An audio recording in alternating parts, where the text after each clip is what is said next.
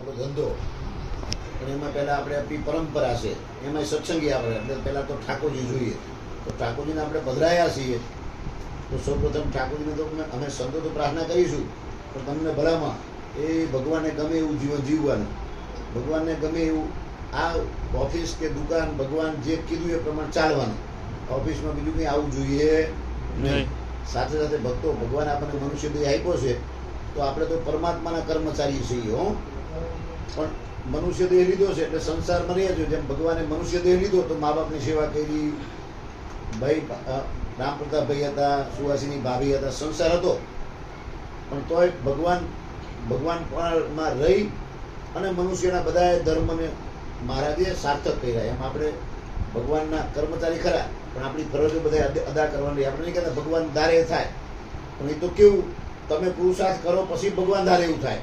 આ તો સીધું સીધું ભગવાન ઉપર નાખી દે, ભગવાન ધારે એવું થાય એવું નહીં. પહેલાં કર્મ કરો, પુરુષાર્થ કરો, પછી ભગવાન ધારે એવું થાય. ભગવાનના ધારે બી તો કંઈ થાય એવું નથી. આપણા નસીબમાં તો શું છે ભાઈ, પણ ભગવાન રાજી થાય તો બધું કાર્ય થઈ જાય. નકર તો આપણે માનીએ પુરુષાર્થ તો આદિવાસીઓ રોડ ઉપર છે બિચારા, વર્ષોથી કરે, આપણે જોઈએ છે વર્ષોથી પુરુષાર્થ કરે છે, તો એનું નસીબ નહીં અને આપણું નસીબ છે ભાઈ. તો આપણે ક્યાંથી ક્યાં આવ્યા? આપણે આ બધા સમાજમાં 50 વર્ષથી 30-40 વર્ષથી જ આગળ આવ્યા છીએ. પહેલાં મજૂરી જ હતી બધી, પણ ભગવાન ઓળખાયા, ધર્મ ઓળખાયો, તો એ સિસ્ટમમાં આપણે ધર્મની સિસ્ટમમાં આવ્યા. આ ભગવાન શું કરે ભાઈ?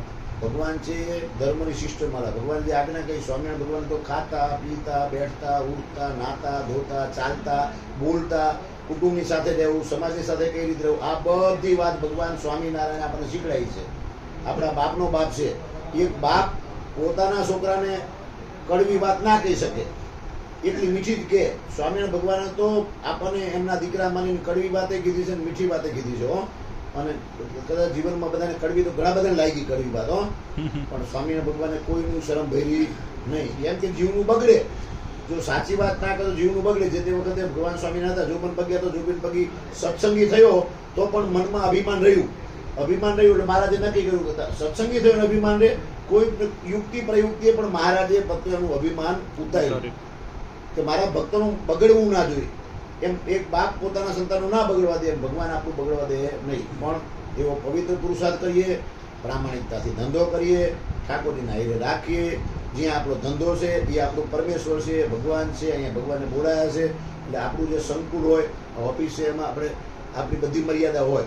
આમાં જે તે ખવાય નહીં, જે તે પીવાય નહીં, જેમ તેમાં કોઈ કાર્ય થાય નહીં, કારણ કે હવે ઠાકોરજી આવી ગયા એટલે બધી મર્યાદા આવી જાય. આ મર્યાદાવાળું સ્થાન છે. તો આજના પ્રસંગે તમારો નવો બિઝનેસ, બંને બે યુવાનો છો, એ ટાઈમ ટુ ટાઈમ આવી ઠાકોરજીને પગે લાવીને ઓફિસ ખોલી અને ટાઈમ ટુ ટાઈમ બંધ કરવાની.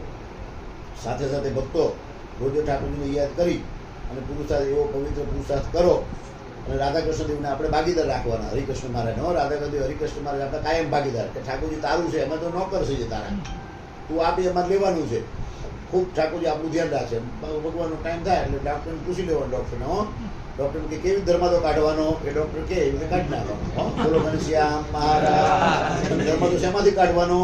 ભગવાન આપ્યું એમાંથી. હો ભાઈ, એટલું યાદ રાખવાનું બધાએ. ધર્માદો શેમાંથી આપવાનો? ભગવાને આપ્યું છે એમાંથી આપવાનો. તમારા મૂળ સિલકમાંથી નહીં આપવાનો, તમે તમારા રોકાણમાંથી નહીં આપવાનો. નફો થયો એમાંથી કાઢવાનો છે. તો પણ જીવને ભાઈ પોતાના માટે વાપરવું ગમે, પણ ભગવાનને આપવું ગમતું નથી. અને ભગવાન આપવું ના ગમે. ભગવાન આપે તો ભગવાન દેવ મંદિરો પ્રવૃત્તિઓ એ ધર્મનું પોષણ કરે. આપણો રૂપિયો ધર્મના પોષણમાં જાય તો આપણે ભક્તો આપણને પણ એની એનર્જી અસર થાય અને એના એનર્જીને કારણે આપણે પણ સુખમય જીવીએ અને આપણો ધંધો સુખમય ચાલે. બોલો ઘનશ્યામ મહારાજ શ્રી નરનારાયણ દેવ. માણસા મંદિરના આશીર્વાદ અપવરાવો ગુરુ થોડા રાધા કૃષ્ણ. ભલે જય સ્વામી.